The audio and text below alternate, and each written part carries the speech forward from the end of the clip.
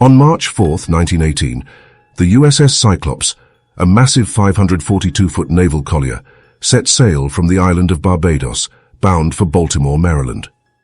The ship, under the command of Captain George W. Worley, carried a cargo of manganese ore and 306 crew members. Nothing seemed out of the ordinary as she departed the port, but soon a sense of foreboding hung over her voyage. The Cyclops was never heard from again.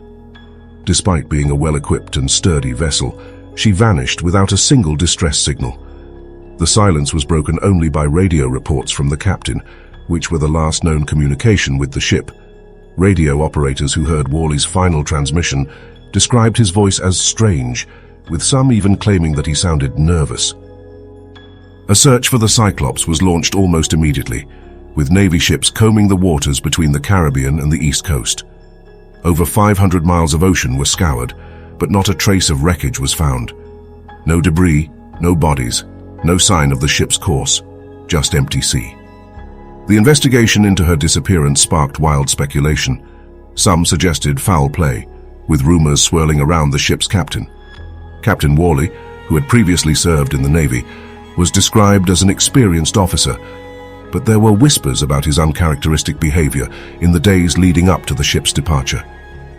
Crew members reported he had been irritable and overly cautious, avoiding certain parts of the ship and acting as though something was weighing on his mind. A particularly strange detail was revealed when it was learned that the Cyclops had been delayed by a series of mechanical problems before departing, leading to an even greater sense of unease among the crew. Theories began to surface, ranging from a German U-boat attack to natural causes such as a catastrophic structural failure, but none held water. Some even suggested the involvement of the Bermuda Triangle, the mysterious region of the Atlantic Ocean, where ships and planes are said to disappear without explanation. Despite the Navy's exhaustive efforts, the search was called off on April 14, 1918, after weeks of fruitless searching. One of the most poignant aspects of the tragedy was the stories of the crew. Among the missing was 31-year-old Petty Officer First Class Edward S. Anderson, a man with a wife and child who had joined the Navy with dreams of serving his country. His widow, Elizabeth, never recovered from the loss, often sitting by the window staring out at the sea as though hoping her husband would return. Another was Seaman First Class Albert F. Phillips, just 20 years old, who had enlisted to help support his aging parents. His mother, devastated by the news, would often walk to the shoreline, as if the sea might one day return her son. Yet no one could explain the ship's disappearance. No wreckage was ever found, and no one could say for certain whether the Cyclops had simply fallen victim to a freak accident or whether something far stranger had claimed the ship and her crew. The mystery of the Cyclops would remain unsolved, becoming one of the most enduring maritime legends.